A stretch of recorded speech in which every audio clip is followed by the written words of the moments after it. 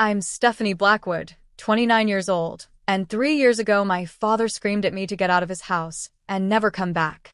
With only one suitcase and $200 to my name, I had nowhere to go. Today, I'm sipping coffee on the balcony of my $30 million Malibu mansion, watching the sunrise over the Pacific Ocean. The journey from that doorstep to this balcony wasn't easy, but it changed everything. Before I dive into how I went from homeless to homeowner of a beachfront paradise, drop a comment letting me know where you're watching from, and hit that like and subscribe button to join me on this journey of turning pain into power. I grew up in a middle-class neighborhood in Denver, Colorado.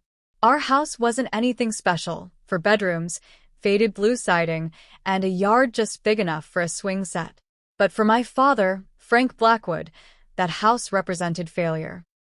He'd always dreamed bigger, talked bigger, and blamed everyone else when reality didn't match his expectations.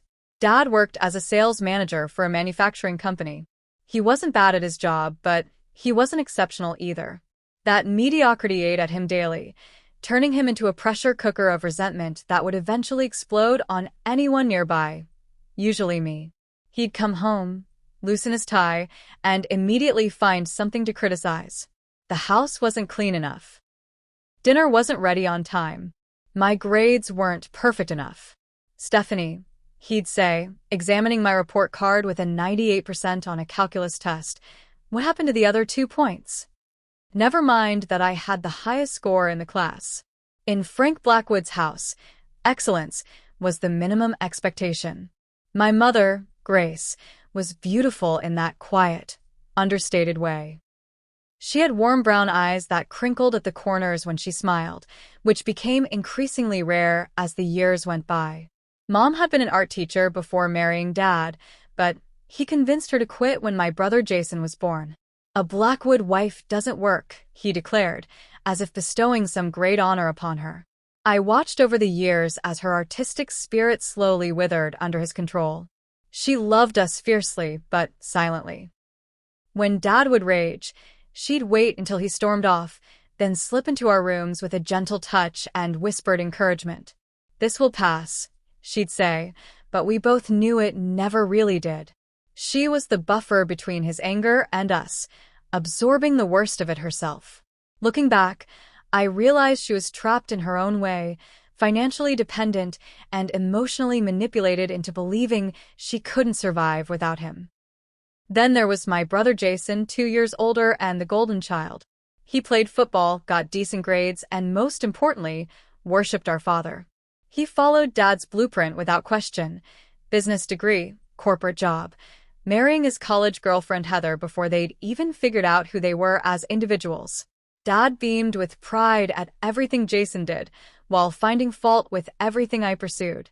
I discovered computers when I was 12. My grandmother Lillian, Mom's mother, and the only person who ever stood up to my father, gave me a refurbished laptop for my birthday. Dad was furious, calling it a distraction from real studies, but Grandma Lillian held firm. "The girl has a mind of her own, Frank," she said during one of their tense standoffs in our living room. And thank God for that. That computer became my escape. While other kids my age were at the mall or watching TV, I was teaching myself to code. I started with simple HTML, building basic websites about things I loved, astronomy, mystery novels, even a fan page for my favorite band. Then I moved on to JavaScript, Python, and eventually app development. The logic of coding made sense to me in a way human emotions often didn't. There was a clarity to it: either your code worked or it didn't. No mind games, no shifting expectations. School came easily to me.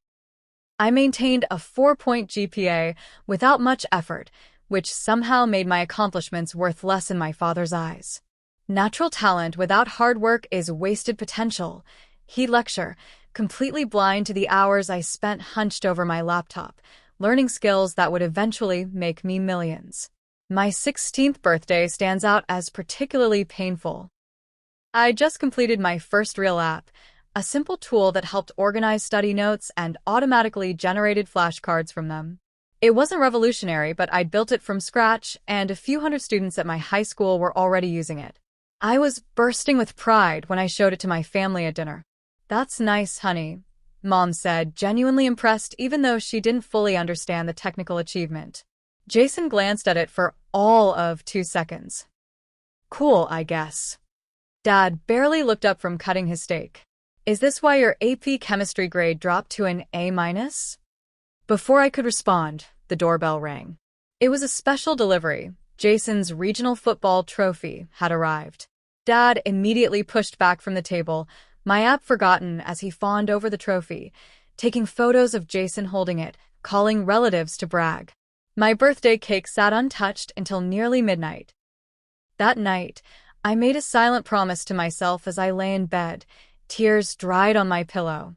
Someday, I would build something so successful that even Frank Blackwood couldn't dismiss it. I would prove my worth, not just to him, but to myself.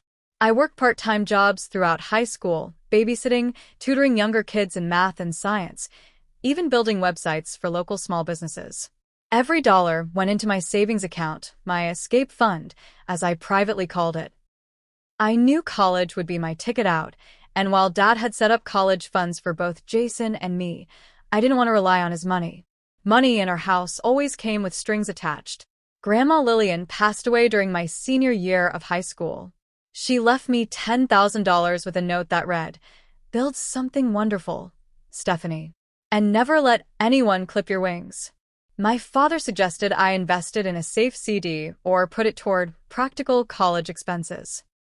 Instead, I kept it untouched in a separate account, seed money for my future dreams that were still taking shape. By the time I graduated high school as valedictorian, I had nearly $20,000 saved, my inheritance from Grandma, and everything I'd earned myself. I had one foot out the door, ready to start the next chapter far away from Frank Blackwood's crushing expectations and conditional love. What I didn't know then was how completely that door would eventually close behind me. When my acceptance letter from UCLA arrived, offering a substantial scholarship for computer science, I felt like I could finally breathe. Los Angeles was over 1,000 miles from Denver, far enough that I could create my own identity away from my father's shadow. Dad, predictably, was disappointed with my choice. Computer science? He scoffed, waving the acceptance letter like it was a parking ticket.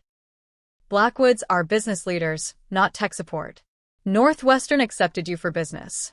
That's where you should go. I don't want to study business, I replied, summoning courage from somewhere deep inside. I want to build things. His face hardened into that familiar mask of disapproval. You're making a mistake. But it's your future you're ruining, not mine. Those words followed me to California, an unwelcome companion to my fresh start. Despite the substantial scholarship, college was still expensive. My savings helped, but I needed to work throughout my time at UCLA to make ends meet. I took a job at the campus IT help desk and picked up freelance web design projects whenever I could. The schedule was brutal, classes all day, work until late evening, then studying and coding projects until the early morning hours. My roommate freshman year, Tara Mitchell, quickly became my closest friend. She was studying digital marketing and had a vibrant personality that balanced my more analytical nature. Tara grew up in San Francisco with parents who owned a successful restaurant chain. Unlike me, she had unwavering family support, both emotional and financial. "Your dad said what?" she gasped one night after I recounted a particularly discouraging phone call home. "That's not tough love, Steph. That's just being a jerk." Hearing someone else call out my father's behavior was oddly validating. In Denver, everyone thought Frank Blackwood was a pillar of the community, successful, charitable, involved in local politics. No one saw what happened behind closed doors. By sophomore year, Tara and I were inseparable. We moved off campus to a tiny apartment with mismatched furniture and questionable plumbing, but it was ours. One night, over cheap wine and takeout Chinese food, we hatched the idea for our first business venture, an app that would help college students find last-minute deals at local restaurants. "Think about it," Tara said, gesturing with her chopsticks. "Restaurants have slow nights and excess food. Students are always broke and hungry. We connect them. Food saver," I suggested, the concept already taking shape in my mind. We could use geolocation to show deals nearby, and restaurants could post in real time when they need to move inventory. For the next 6 months, we poured every spare minute into developing FoodSaver. I handled the technical side, coding between classes and during slow periods at work. Tara built relationships with local restaurant owners, convincing them to try our platform once it launched. We were fueled by ramen noodles, caffeine, and the intoxicating belief that we were building something that mattered. The Thanksgiving break of junior year, I flew home to Denver with a working prototype of FoodSaver to show my family. I'd practiced my pitch during the entire flight, imagining, foolishly, that my father might finally see my potential. The dinner started pleasantly enough. Mom had prepared all the traditional dishes, and even Jason seemed in good spirits, sharing stories about his new job at an investment firm. When conversation lulled, I pulled out my phone. "I've been working on something I'd like to show you all," I said, opening the FoodSaver beta. It's an app that connects restaurants with excess inventory to budget-conscious consumers. Mom leaned forward with interest. "That sounds clever, honey."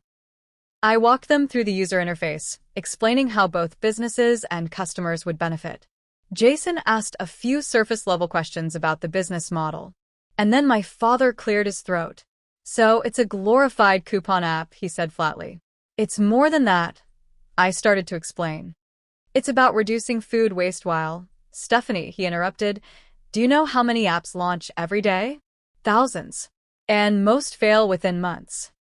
This is exactly why I wanted you in business school. You have no understanding of market realities." I felt my face flush hot with humiliation. "We've already signed up 20 restaurants near campus for the pilot. Small, failing restaurants desperate for any business," he countered. "Frank," my mother interjected softly, "I think it sounds promising." He ignored her. "When this little project inevitably fails, maybe you'll finally get serious about your future." I didn't touch my pumpkin pie that night. The next morning, I changed my flight and returned to California early, vowing not to share my entrepreneurial efforts with my family again until I had undeniable success to report. Back at UCLA, I threw myself into my studies with renewed determination. A professor in my advanced algorithms class, Dr. Hayden, took notice of my work and invited me to join a small research group he was leading. Dr. Hayden was everything my father wasn't: encouraging, constructive in his criticism, and genuinely interested in helping his students succeed. "You have a gift, Stephanie," he told me after I presented a particularly innovative solution to a complex programming challenge. "But more importantly, you have grit. That combination will take you far." Under his mentorship, I flourished academically. He also connected me with an internship opportunity at TechForward, a rising startup developing security solutions for enterprise clients. The internship was unpaid, which meant working even more hours at my paying jobs, but the experience and connections proved invaluable. Meanwhile, FoodSaver launched officially but struggled to gain traction. Despite Tara's marketing efforts, we couldn't achieve the critical mass of users needed to make the platform viable. After 4 months, we made the difficult decision to shut it down. "I'm sorry," I told Tara the night we officially pulled the plug. "I feel like I failed us." She refilled our wine glasses and raised hers in a toast to failing forward. "We learned more from this than any class, and next time, we'll be smarter." Her resilience was infectious, and instead of feeling defeated, I started mentally cataloging the lessons. We'd built features users didn't need. Our onboarding process was too complicated. We hadn't considered the restaurant staff's technical limitations. Every mistake was a data point for future success. Senior year arrived quickly. I graduated with highest honors in computer science, with a minor in business administration, a small concession to my father's insistence on practical education. Dr. Hayden helped me secure several promising job interviews, and I had offers from 3 tech companies before graduation day. My mother flew out for the ceremony. My father and Jason couldn't make it, or rather, chose not to. Dad claimed an important business conference, though social media later revealed he'd been golfing that weekend. His absence stung but no longer surprised me. "He is proud of you," Mom insisted as we shared a celebratory dinner afterward. "He just doesn't know how to show it." I nodded, not wanting to argue. But I'd stopped believing that particular fairy tale long ago. The recession hit shortly after graduation. 2 of my job offers were rescinded as companies implemented hiring freezes. The third offered a significantly reduced salary that wouldn't cover living expenses in Los Angeles. With my savings dwindling and student loans looming, I made the difficult decision to temporarily move back to Denver while regrouping. "It's just for a few months," I assured Tara as we hugged goodbye. "Just until the economy stabilizes." "Promise you won't let your dad crush your spirit," she replied, knowing exactly what I was walking back into. Promise. This time, I'm going on my terms. I couldn't have known then how drastically those terms would change, or that my next exit from my father's house would be permanent. Moving back into my childhood bedroom at 22 felt like failure, despite the economic realities that made it necessary. I took a job at a local tech company, several rungs below the positions I'd been offered before the recession, but it paid the bills and kept my skills sharp. Every evening after work, I continued developing my own projects, determined that this setback would be temporary. Dad implemented house rules. Within days of my return, curfew, chore assignments, mandatory family dinners. It was as if he was trying to reset our relationship to when I was 16, erasing my college degree and adult status. I bit my tongue and complied, reminding myself that every saved dollar meant freedom coming sooner. The tension built slowly over months. Dad would make subtle digs about my career choices during dinner. I'd respond with calm facts about the tech industry's growth potential. Mom would anxiously change the subject. Jason, who visited regularly with his wife Heather, would smirk silently at the familiar dynamic. "Technology is a bubble," Dad declared one Sunday dinner. "All these app companies with billion-dollar valuations and not a penny in profit. It's not sustainable." "Actually," I countered, unable to help myself, "tech showed the strongest recovery after the recession. The company I'm working for just posted record quarterly profits." He waved dismissively. "You're answering support calls. Hardly the cutting edge." "For now," I said. "I'm also developing my own security application. I have meetings with 2 potential investors next month." His eyebrows raised slightly, the closest he ever came to showing interest in my work. "What kind of security application?" For a moment, I felt a flicker of hope. Maybe this time would be different. I explained my concept. A user-friendly encryption system for small businesses that couldn't afford enterprise-level security solutions, but handled sensitive customer data. "Sounds complicated," he said finally. "Most small business owners can barely use email. They won't understand the value." "That's exactly the problem I'm solving," I pressed. "Making advanced security accessible to non-technical users." He shook his head. "You need to focus on climbing the ladder at your current job. Prove yourself there before chasing fantasies." I clenched my jaw and fell silent. The familiar disappointment settled in my stomach like a stone. The catalyst, when it finally came, was something trivial. On a Tuesday evening in June, I came home later than usual. A bug in my application had kept me at the office until 9, and I'd texted Mom that I'd missed dinner. When I walked through the door, Dad was waiting in his armchair, like a judge ready to pass sentence. "Your mother kept dinner waiting for an hour," he said without greeting. I texted that I'd be late. There was an issue at work I needed to fix. "At your real job or your imaginary company?" His tone was razor sharp. I took a deep breath. "Dad, I'm working on something important. Something that could change everything for me." "What you're doing," he said, standing up, "is living in a fantasy world. You're wasting your education and your potential on pipe dreams." I'd heard it all before, but that night, something inside me refused to absorb one more word of his criticism. My pipe dreams are already generating interest from actual investors. People who understand technology see the value in my work, even if you can't. His face darkened. "Watch your tone, young lady. As long as you live under my roof, I follow your rules." "I know. And I have been. But that doesn't give you the right to dismiss everything I'm passionate about." "Passionate?" He scoffed. "Passion doesn't pay bills. Practical career choices do. Your brother understood that." He's already being considered for a management position while you're still playing with computers. I'm not playing with anything. I'm building a business. And comparing me to Jason doesn't work anymore. We're different people with different skills. Mom appeared in the doorway, anxiety written across her face. Dinner's in the oven if you're hungry, Stephanie. The problem, Dad continued as if she hadn't spoken, is that you've always thought you were too smart to listen to advice. Your grandmother filled your head with nonsense about following your dreams, and look where it's gotten you.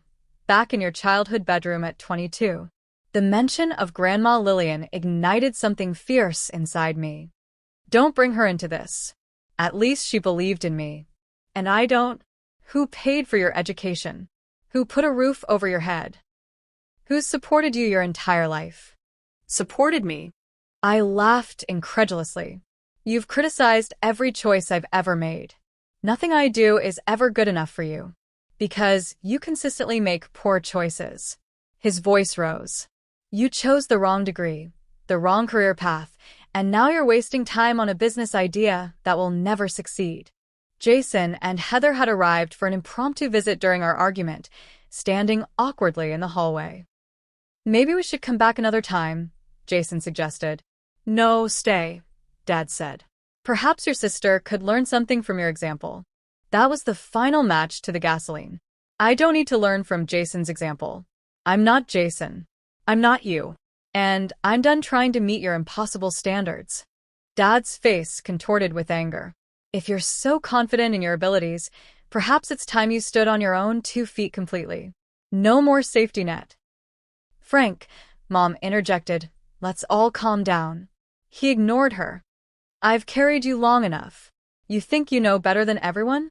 Prove it. I will, I said, my voice surprisingly steady despite the adrenaline coursing through me. Not under my roof, you won't. His words came slowly, deliberately. Get out and stay out. You're no daughter of mine. The room fell silent. Mom's hand flew to her mouth, eyes wide with shock. Jason looked down at his feet. Heather, to her credit, looked horrified. Frank, you don't mean that, Mom whispered. I do, he said, never taking his eyes off me. She wants independence? She's got it. Tonight. I stood perfectly still, absorbing the full impact of his words. The pain was breathtaking, a physical ache radiating from my chest. But beneath the pain was something unexpected. Relief. The pretense was over. The conditional love had finally shown its true face. Fine, I said quietly. I'll pack my things. Stephanie, no. Mom pleaded, tears streaming down her face. Frank, stop this right now. But it was too late. Something had broken between us that couldn't be repaired with apologies or time. I walked upstairs to my room, pulled out my largest suitcase, and began methodically packing essentials. Clothes, toiletries, my laptop and equipment, important documents. The rest, childhood mementos, books, old photos, would have to stay behind. Mom appeared in my doorway, frantic. Don't go. He'll calm down. He always does. I zipped the suitcase closed. This isn't about his anger, Mom. This is about me finally accepting that nothing I do will ever be enough for him. And I can't live like that anymore. Where will you go? She asked, her voice small. I'll figure it out. I hugged her tightly, memorizing the smell of her perfume. I'll be okay. I promise. Jason stood awkwardly in the hallway as I dragged my suitcase downstairs. This is crazy, he said. Just apologize and wait until tomorrow. I shook my head. There's nothing to apologize for. Dad sat in his armchair, pretending to read the newspaper. He didn't look up as I walked past. His silence was the final confirmation that his ultimatum wasn't a momentary rage, but a deliberate severing. At the door, I turned back one last time. Mom, I'll call you soon. Dad. I paused, searching for parting words that wouldn't haunt me later. Finding none, I simply said, goodbye. The door closed behind me with a definitive click. I stood on the porch of my childhood home, one suitcase containing all my worldly possessions, $230 in my checking account, and no idea where I would sleep that night. I made it to my car before the tears came. Fumbling with the keys, I finally got the engine started, only to hear an ominous grinding sound. The check engine light that I'd been ignoring for weeks glowed ominously on the dashboard. I managed to drive 6 blocks before the car shuddered and died completely. Sitting in my dead car, on a darkening street, I laughed through my tears at the perfect storm of disaster my life had become. Then I pulled out my phone and called the one person I knew would answer. Tara? It's Stephanie. I need help. The first few nights after being kicked out remain a blur in my memory. Tara immediately sent me money for a plane ticket to Los Angeles, but with my car broken down, I had to spend the first night in a cheap motel near the Denver airport. I remember sitting on the edge of the sagging mattress, under the harsh fluorescent light, taking inventory of my new reality. I had my laptop closed for about a week, my professional documents, and after the plane ticket purchase, just over $100 to my name. My car, still sitting abandoned 6 blocks from my parents' house, wasn't worth fixing. My apartment lease in Los Angeles had long since expired. I had student loans coming due and no permanent address. The magnitude of starting completely over at 22 was overwhelming. I allowed myself exactly 1 hour of panic and tears that night. Then I washed my face, opened my laptop, and began making plans. By the time I landed in Los Angeles the next day, I had sent out 15 job applications, emailed Dr. Hayden about potential opportunities, and researched the cheapest short-term housing options in the city. Tara was waiting at the airport, wrapping me in a hug before I could even set down my suitcase. "You're staying with me until you figure things out," she insisted as we drove to her apartment. No arguments. Tara's studio apartment was barely big enough for one person, let alone two, but we made it work. I slept on an air mattress that slowly deflated throughout the night, requiring reinflation every evening. I kept my belongings neatly contained in my suitcase, trying to minimize my footprint in her space. Despite her generosity, I was determined not to become a burden. "I won't stay long," I promised on my 3rd night there. "Just until my first paycheck." "Shut up and eat your ramen," she replied affectionately. "Mi casa es su casa, especially when your dad is being a world-class jerk." Pride made me want to call home, to show them I was fine without their help. Reality kept me from making that call. I wasn't fine. I was one missed opportunity away from true homelessness, and that knowledge kept me awake long after Tara fell asleep each night. A week after arriving in LA, I got an email from Dr. Hayden that changed everything. His former colleague needed a junior developer at a cybersecurity firm, and he'd recommended me. The salary was modest but enough to live on, and more importantly, it was in exactly the field where I wanted to build my career. "They need someone who can start immediately," Dr. Hayden explained when I called him. "The interview is just a formality. The job is yours if you want it." I started the following Monday. The company, SecureLink Solutions, was small but growing, with a client list that included several Fortune 500 companies. My role involved debugging existing security protocols and assisting in developing new features. The work was challenging and exactly the kind of experience I needed. With my first paycheck, I found the cheapest housing option possible, a bedroom in an apartment shared with 3 other young professionals in a less desirable part of the city. Melissa was a paralegal, Brandon a personal trainer, and Dina a restaurant manager.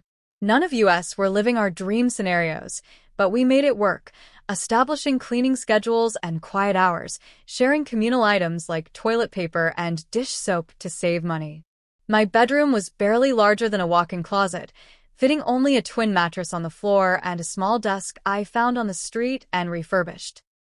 But it was mine, paid for with my own money, with no conditions or criticism attached. The first night in that tiny room, I slept better than I had in years. I established a ruthless budget. Every unnecessary expense was eliminated. I meal prepped simple dishes on Sundays, brought lunch to work every day, and turned down happy hours and dinners out. Half of each paycheck went to living expenses, a quarter to student loan payments, and the remaining quarter into savings, my new startup fund. Nights and weekends belonged to my own project. The security application I'd begun developing before being kicked out was taking shape into something with real potential. I called it ShieldKey, a simple interface hiding sophisticated encryption technology that would allow small businesses to protect customer data without needing an IT department. 6 months into this new life, I attended a tech meetup focused on cybersecurity innovations. The event was held at a co-working space downtown, offering free pizza and networking opportunities. I almost didn't go. I was exhausted from a particularly challenging week at work, but Tara insisted. "You need to talk to actual humans sometimes," she said, practically pushing me out the door. Plus, free dinner. The pizza was mediocre, but the connections were invaluable. Particularly Adrian Wright, a user experience designer who asked thoughtful questions during my informal discussion about ShieldKey with a small group of attendees. "The technology sounds solid," he said as we continued our conversation over lukewarm soda afterward. "But your interface needs work if you want non-technical users to adopt it." Rather than feeling criticized, I was intrigued. "What would you suggest?" Adrian pulled out his tablet and quickly sketched a simplified version of my current interface. Something like this. Fewer options visible up front. Progressive disclosure of features as users need them. Looking at his design, I immediately saw how much clearer it was than my developer-centric approach. "That's actually brilliant." He grinned. "Security people focus on functionality first, which makes sense. But users focus on usability. Combine both, and you've got something special." We exchanged contact information and over the next few weeks, met several times to discuss ShieldKey. Adrian's expertise in user experience perfectly complemented my technical knowledge. He understood how to make complex technology approachable, exactly what my target market of small business owners needed. "We should partner on this," I suggested one evening as we worked at a coffee shop near my apartment. "Your UX skills plus my security expertise. 50-50 split." Adrian considered it for all of 5 seconds. "I'm in. But we need funding to do this right." The search for investors became our shared mission. We refined our business plan, created a compelling pitch deck, and practiced our presentation until we could deliver it in our sleep. Then we started reaching out to everyone who might be interested: angel investors, small venture capital firms, business incubators. The rejections piled up quickly. "Too early stage. Market too niche. Come back when you have users." Each no was discouraging, but we kept refining our approach, learning from the questions and concerns raised in each meeting. Our breakthrough came 9 months after my father had kicked me out. A small angel investor named Patricia Lawson, who specialized in cybersecurity startups, agreed to meet us. Patricia had built and sold 2 successful security companies and understood both the technical challenges and market opportunity of what we were proposing. "Most security products are built for enterprises with dedicated IT teams," she said during our meeting. "Small businesses are left vulnerable because existing solutions are too complex and expensive. You're addressing a real gap." After 3 follow-up meetings and extensive due diligence, Patricia offered us $150,000 in seed funding in exchange for a 15% equity stake.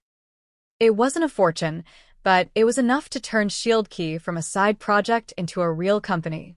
The night after signing the investment agreement, I sat on the floor of my tiny bedroom, back against the wall, overwhelmed by how far I'd come in less than a year. From homeless to funded founder. From rejected daughter to emerging entrepreneur. I called my mother for the first time since leaving Denver. "Stephanie." Her voice was cautious, as if she couldn't quite believe it was me. "Are you okay? Where are you?" "I've in la, Mom." "And I'm more than okay." I told her about SecureLink, about ShieldKey, about the investment. She listened quietly, occasionally making small sounds of surprise or approval. "That's wonderful, honey," she said when I finished. "I always knew you would do something special." "Is Dad there?" I asked, hating how small my voice sounded. Her hesitation told me everything. "He's still processing things." "Give him time." I swallowed my disappointment. "Tell him about the investment if you want. Or don't. It doesn't matter anymore." But it did matter. Despite everything, some childish part of me still wanted his approval. Still wanted him to say he had been wrong about me. I just wasn't willing to sacrifice my self-respect to get it anymore.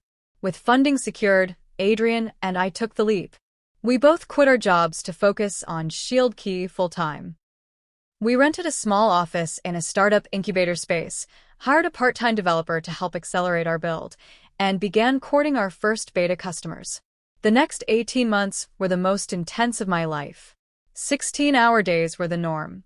I moved to an even cheaper apartment to stretch our runway. I learned about sales, marketing, accounting, human resources, all the aspects of business my father had claimed I was ignoring. Every decision, every dollar spent, was scrutinized. The pressure was immense, but unlike the pressure from my father, this was pressure with purpose. We were building something real. Our beta launch with 15 small businesses went surprisingly well. The feedback was positive, with users particularly praising the intuitive interface Adrian had designed. We fixed bugs, enhanced features, and prepared for a wider release. Patricia introduced us to her network of security professionals and potential clients. Slowly, our user base grew. By the 18-month mark, we had over 300 paying customers, still small, but growing steadily and generating enough revenue to extend our runway. Then came the moment that changed everything. A well-known tech blogger with a focus on cybersecurity reviewed Shield Key, calling it the security solution small businesses have been waiting for and impressively sophisticated technology hidden behind an interface my grandmother could use. The article was picked up by larger tech publications, and suddenly our growth curve wasn't linear anymore. It was exponential. Within 2 months of that review, we had over 2,000 customers and were generating enough revenue to hire 3 more employees. 6 months later, we hit 10,000 customers and moved to larger offices. Adrian and I were no longer doing everything ourselves. We had a team of 15 passionate people helping build our vision. 1 year after the review, we reached a milestone I had only dreamed about: $1 million in annual recurring revenue. Shield Key had transcended from struggling startup to viable business, and the industry was taking notice. The first acquisition offer came on a Tuesday morning. I was in the middle of a team meeting when my phone buzzed with an email from the VP of Business Development at Data Fortress, one of the largest enterprise security companies in the world. They wanted to discuss potential strategic opportunities. I showed the email to Adrian after the meeting, trying to contain my excitement. This could be nothing, right? Maybe they just want to partner on something. Adrian's eyebrows shot up. Or they want to buy us. Data Fortress doesn't partner with companies our size. They acquire them. The meeting was scheduled for the following week at their headquarters in San Francisco. Adrian and I spent every spare moment preparing, researching their recent acquisitions, analyzing their product gaps that Shield Key might fill, and debating what our company might be worth to them. The Data Fortress offices were everything our startup space wasn't: sleek, modern, with floor-to-ceiling windows offering panoramic views of the bay. We were escorted to a conference room where 4 executives in perfectly tailored suits waited. "We've been watching Shield Key with interest," their VP began after brief introductions. "Your penetration in the small business market is impressive. We've struggled to reach that segment effectively." What followed was 2 hours of detailed discussion about our technology, customer base, and team. They asked pointed questions about our growth projections and competitive landscape. We answered honestly but strategically, highlighting our strengths without revealing all our future plans. Finally, the CEO joined us. Martin Green was known for building Data Fortress from a small security consulting firm into a publicly traded company worth billions. He didn't waste time on small talk. "We'd like to acquire Shield Key," he stated plainly. "We believe it would complement our enterprise offerings and give us entry into a market segment we've failed to capture." My heart raced, but I kept my expression neutral. "We're not actively seeking acquisition. Everyone has a number," he replied with a slight smile. "Ours is $2 million. It took every ounce of self-control not to react visibly. $2 million would change my life completely. I could pay off my student loans, buy a house, have financial security I'd never known." But looking at Adrian's carefully blank expression, I knew we were thinking the same thing. It wasn't enough. We appreciate the interest, I said carefully. But we believe ShieldKey has significant growth ahead. 2 million doesn't reflect our current value, let alone our future potential. Martin nodded, unsurprised. Think about it. The offer stands for 2 weeks. On the flight back to Los Angeles, Adrian and I dissected every moment of the meeting. 2 million is insulting, he said. We're already generating close to 1 million in ARR, growing at over 20% month over month. I agreed. But the fact that Data Fortress is interested at all validates everything we've built. Others will follow. Adrian was right. Within days of declining Data Fortress's offer, we received inquiries from 2 other major security companies. Word had gotten out that we were in play. Suddenly, ShieldKey wasn't just a promising startup. It was a valuable acquisition target. The next 6 months were a whirlwind. We hired a chief revenue officer with experience scaling security companies. We expanded our engineering team to accelerate our product roadmap. We moved again to offices that could accommodate our growing staff, now numbering 35. Our customer base crossed 25,000, and our annual revenue hit 3 million. Industry analysts began mentioning ShieldKey as a disruptive force in the small business security market. We were invited to speak at major technology conferences. A prominent tech magazine included me in their 30 under 30 list of promising young entrepreneurs. The next acquisition offer came from SecureTech, the largest competitor to Data Fortress. Their initial offer was 8 million, a significant improvement, but still not reflective of our growth trajectory. After 2 rounds of negotiations, they increased to 12 million. It was tempting. Very tempting. But our momentum was only increasing.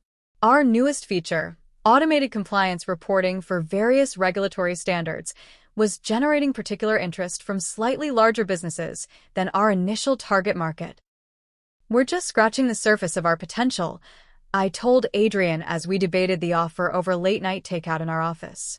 If we sell now, we'll always wonder what could have been. He nodded slowly. So we keep building. And build we did. Our team expanded to 50, then 70. We opened a small office in New York to better serve East Coast clients. Our annual recurring revenue passed $10 million, a milestone that seemed impossible just 2 years earlier. The tech press began running profiles of our company, often focusing on my personal journey from college graduate to successful founder. I gave interviews selectively, always redirecting attention to our product and team rather than my backstory. I never mentioned being kicked out by my father or the hardships of those early months. That pain was still too personal to share publicly. 3 years after being thrown out of my childhood home, I received an email that changed everything again. The subject line was simple: acquisition discussion. Privacy Guard. Privacy Guard was the undisputed giant in our industry, a publicly traded company with over $5 billion in annual revenue and the most respected name in data security. Their CEO wanted to meet personally. The meeting took place at their headquarters in Silicon Valley. Unlike the Data Fortress meeting, this one started with the CEO himself, James Wilson, a legendary figure in tech who had built Privacy Guard from startup to industry leader. I rarely do these meetings personally, he said after we were seated in his surprisingly modest office. But I've been following ShieldKey's progress with interest. You've accomplished something remarkable, making enterprise-grade security accessible to businesses that previously couldn't afford or manage it. We spent the first hour discussing not financials but vision, where we saw ShieldKey evolving, how we thought about the future of security for small businesses, what challenges we found most pressing in the industry. Our philosophies align, James said finally. Which brings me to why I asked for this meeting. We want to acquire ShieldKey and make it Privacy Guard's small business division.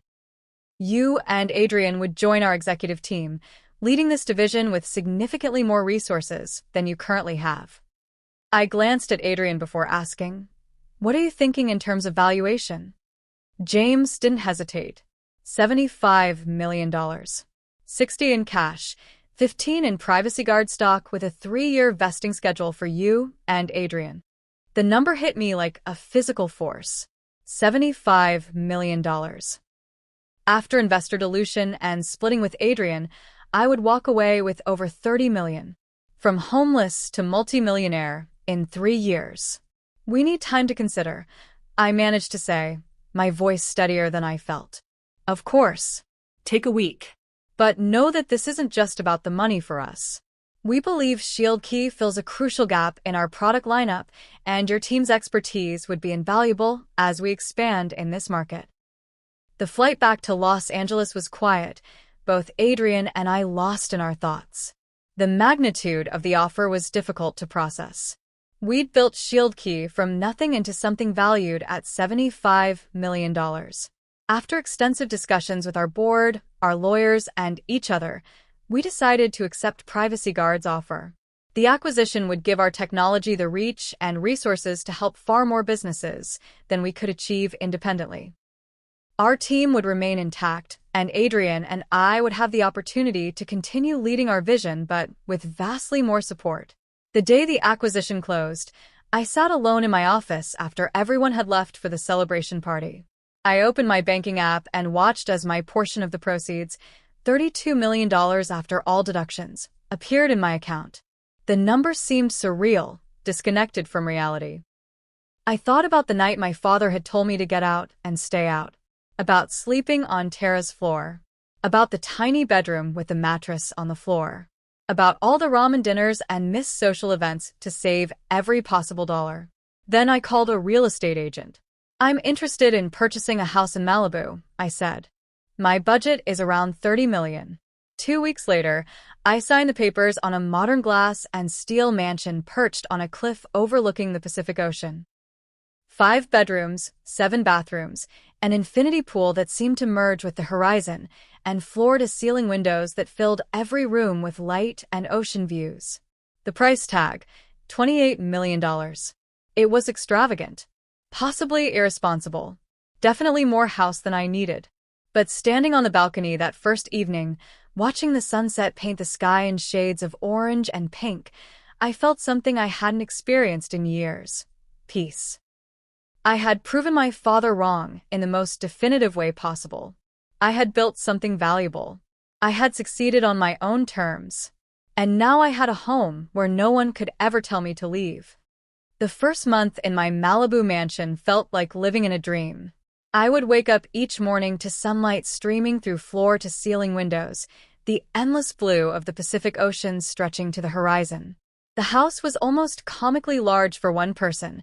My footsteps echoed in empty rooms filled with hastily purchased furniture that still felt more like a staged home than a lived-in space.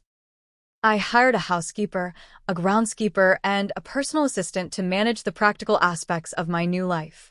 When the housekeeper asked about my preferences for various rooms, I often had no answer. I'd never had the luxury of preferences before, only necessities and compromises. Whatever you think is best became my standard response, which visibly frustrated her. She wanted direction. I was still adjusting to having choices. The transition from scrappy entrepreneur to wealthy executive came with unexpected challenges. At Privacy Guard, I led a division with 100 employees and a substantial budget. People looked to me for decisions affecting millions of dollars and countless customers. I handled those responsibilities with confidence born from building ShieldKey from nothing. But in my personal life, I felt strangely adrift. The constant struggle that had defined my existence since college was suddenly gone. The necessity of working 16-hour days, of tracking every dollar, of making each decision with survival as the primary consideration, all vanished overnight. In their place was a void I didn't know how to fill. Adrian noticed during one of our strategy sessions at Privacy Guard headquarters. "You seem distracted lately," he said as we grabbed coffee afterward. "Everything okay with the new place?" "The house is incredible," I replied automatically. "I still can't believe it's mine."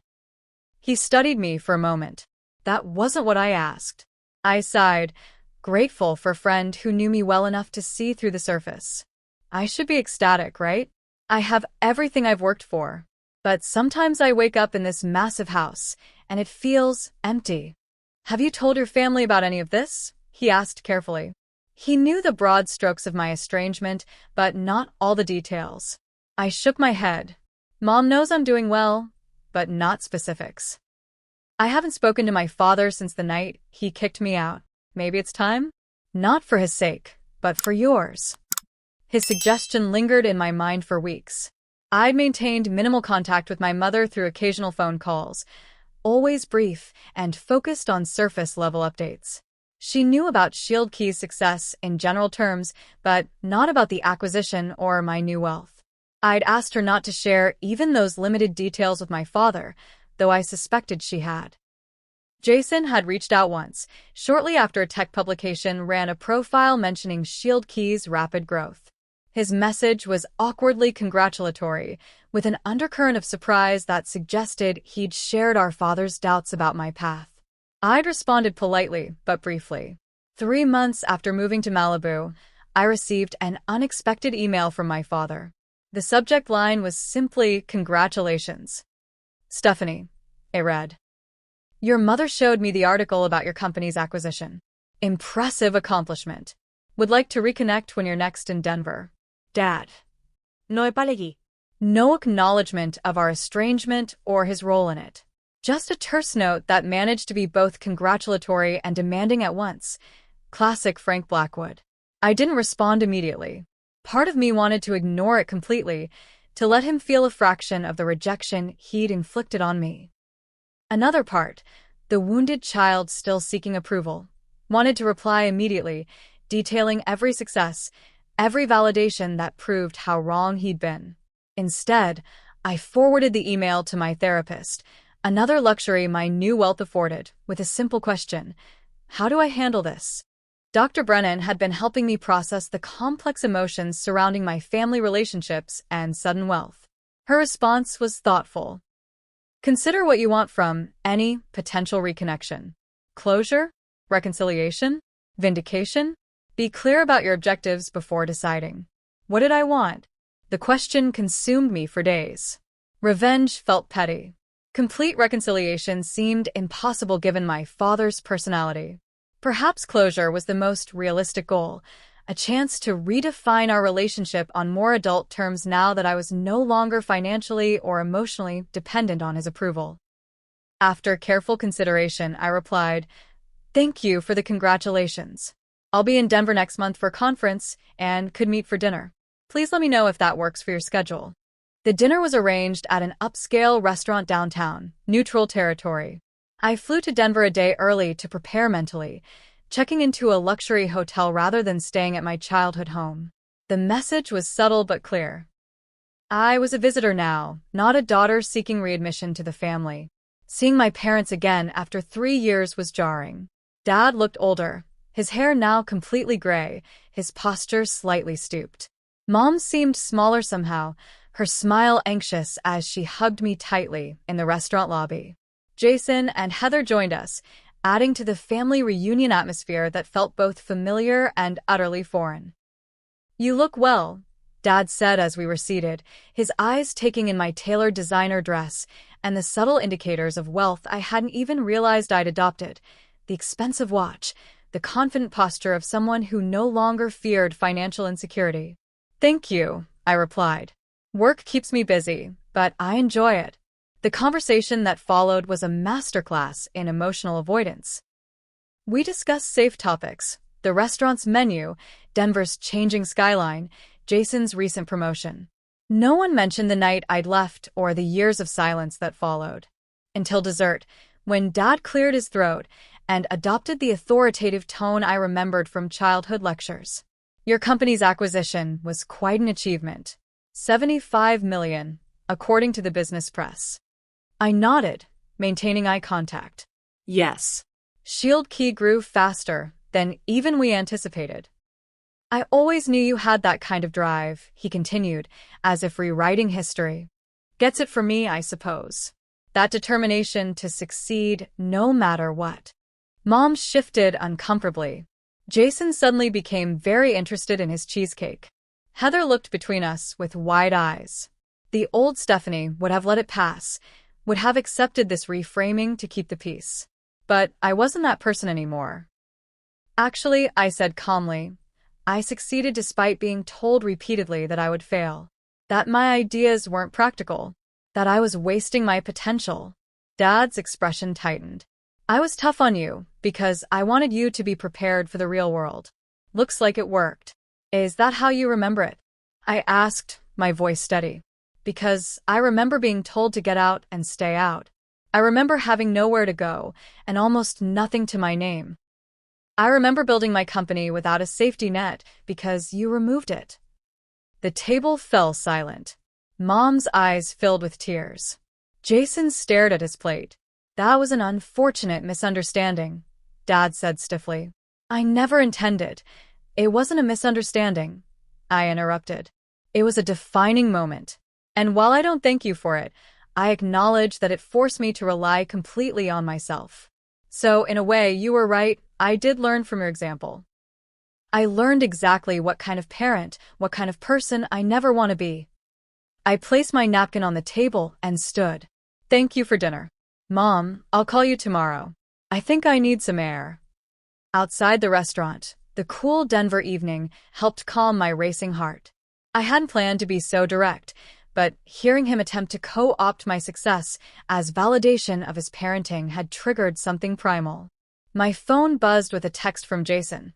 That took guts. He needed to hear it. Call me tomorrow? Unexpected tears pricked my eyes. Perhaps I wasn't as alone in my perspective as I'd thought. Back in Malibu, the confrontation with my father triggered a cascade of emotional aftershocks.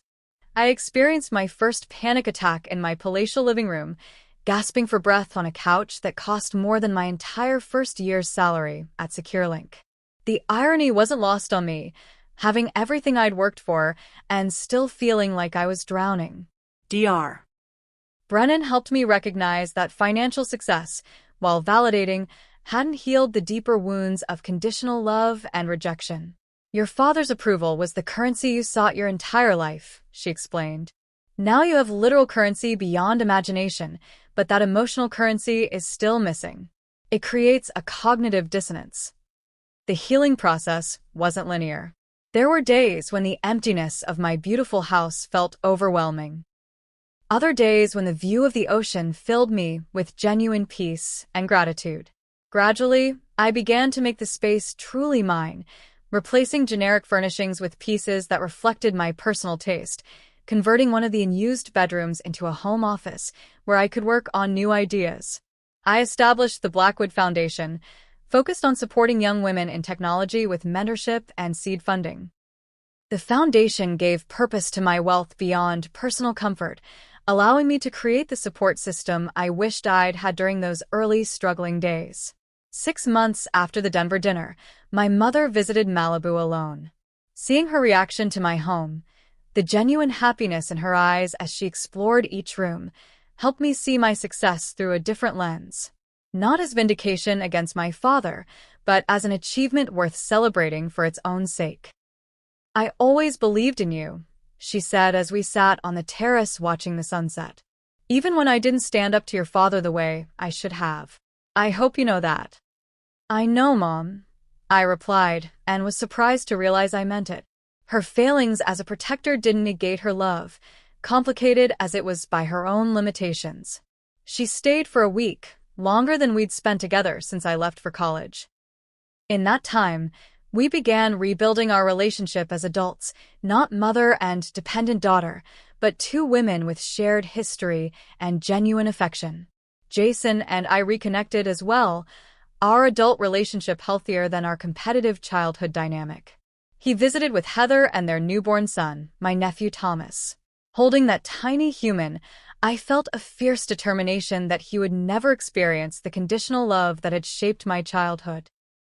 My father remained distant, our contact limited to occasional emails and brief phone conversations on holidays.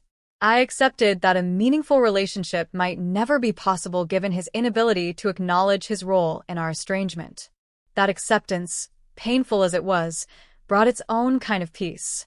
3 years after acquiring my mansion, I no longer felt like an imposter in my own life. The house had become a true home, filled with memories of friends gathered around my dining table, of quiet mornings watching dolphins play in the distance, of late nights working on new ideas that excited me regardless of their profit potential. I'd found a balance between my role at Privacy Guard and personal projects that fed my entrepreneurial spirit. I'd built a social circle of genuine friends who knew my story, but didn't define me by either my wealth or my past struggles. And most importantly, I'd begun to define success on my own terms, not as a repudiation of my father's criticism, but as an authentic expression of my values and abilities. One morning, as I stood on my balcony watching the sunrise, I remembered something Grandma Lillian had told me long ago. Success isn't about proving others wrong, Stephanie. It's about proving yourself right. In that moment, with the first light of day illuminating the endless horizon, I finally understood what she meant. 5 years have passed since I first stepped into my Malibu mansion. 5 years since the acquisition that transformed me from struggling entrepreneur to wealthy executive. The journey from that painful night when my father threw me out to where I stand today continues to shape every aspect of my life, though in ways I never could have anticipated. My professional life evolved significantly after the initial 3-year commitment to Privacy Guard ended. While the experience had been valuable, I missed the autonomy and creative freedom of running my own company. With the financial security to take risks, I launched a new startup focused on educational technology, creating affordable, accessible cybersecurity training for schools and nonprofits. EdSecure combines my technical expertise with a mission that feels deeply personal. Growing up with limited access to technology education showed me how crucial these skills are for future opportunities. We price our products on a sliding scale, making enterprise-level security training available to organizations with limited budgets. After 2 years, we're serving over 5,000 schools nationwide, with a team of 40 passionate employees who share my vision. My relationship with Adrian remains one of my most valued professional partnerships. Though we went separate ways after Privacy Guard, he launched a successful UX design consultancy. We still meet monthly to bounce ideas off each other and provide honest feedback. His perspective helped shape EdSecure's user-friendly interface, making complex security concepts accessible to non-technical educators. Personally, the most unexpected change came in the form of Michael Chen, who I met at a technology education conference in San Francisco.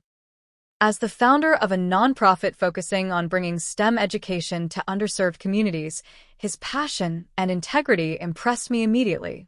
Unlike previous relationships where my success or wealth became a complicating factor, Michael was secure in his own purpose and accomplishments. Our relationship developed slowly, friendship first, then deeper connection. He was the first person I brought home who made my massive house feel appropriately sized, filling it with laughter and warmth. After 2 years together, he moved in, bringing his collection of vintage science fiction novels and habit of making elaborate Sunday breakfasts that we eat on the terrace, regardless of weather. "Your success is part of you, not all of you," he told me once when I worried about the imbalance our financial situations might create. I fell in love with Stephanie the person, not Stephanie the millionaire. The healing process with my family continues to evolve in complex ways. My mother and I have built a new relationship based on mutual respect rather than the dysfunctional dynamics of my childhood. She visits frequently, has developed a close bond with Michael, and has even begun painting again, her passion that was sidelined during her marriage. Watching her reclaim her creativity in her 60s has been one of my greatest joys. Jason and I have grown surprisingly close. The competitive dynamic our father fostered between us dissolved once we were both free to define success on our own terms.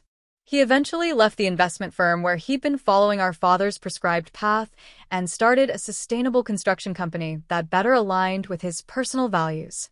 Our conversations now are supportive rather than comparative, focused on helping each other thrive rather than measuring who's ahead. My father remains the most complicated relationship in my life. After several strained attempts at reconciliation, we settled into a distant but civil connection. He's never apologized for kicking me out. I've accepted he likely never will, but he has made small gestures of acknowledgement. A clipping of an article about EdSecure sent by mail. An email congratulating me on an industry award. Brief, surface-level interactions that acknowledge my existence without breaching the emotional walls between us. Last Christmas, I invited my entire family to Malibu, my first time hosting a family holiday. Dad accepted, which surprised everyone, including himself perhaps. The visit was awkward at times, but also revealed glimpses of the man beyond the stern patriarch I'd grown up with.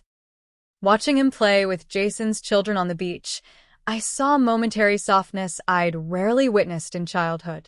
"Your house is quite something," he said on the last night, as we stood on the balcony after everyone else had gone to bed. "You've done well for yourself." "Thank you," I replied, accepting the closest thing to approval he could offer.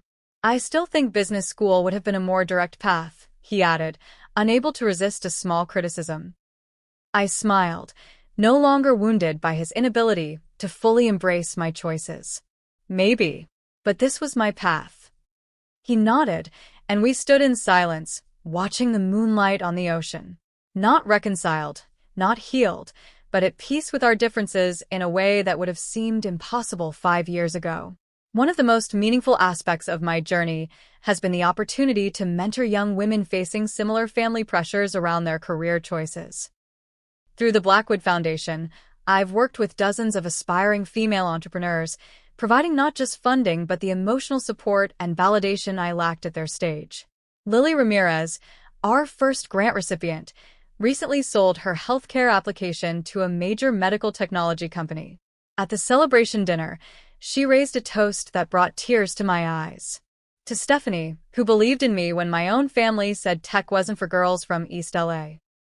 "You didn't just fund my company, you showed me what was possible by living it yourself."